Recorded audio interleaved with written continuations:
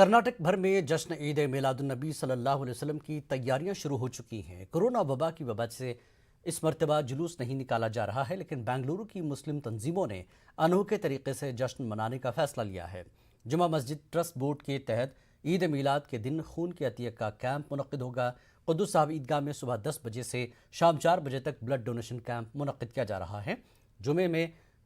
Trust board کے secretary عثمان شریف نے کہا کہ حضرت پوری انسانیت کے لیے نبی بنا کر بھیجے گئے تھے، لہٰذا خون کا عطیہ پیش کرتے ہوئے انسانیت کی خدمت کرنا تمام نوجوانوں کا مقصد ہے۔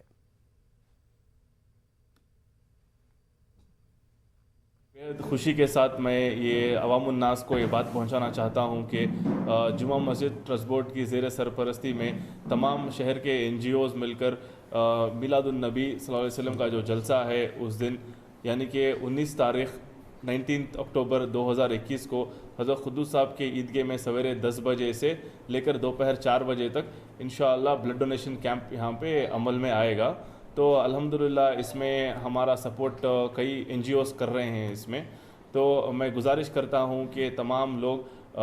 اس بلڈ ڈونیشن کیمپ کو آئے اور بلڈ ڈونیٹ کریں اور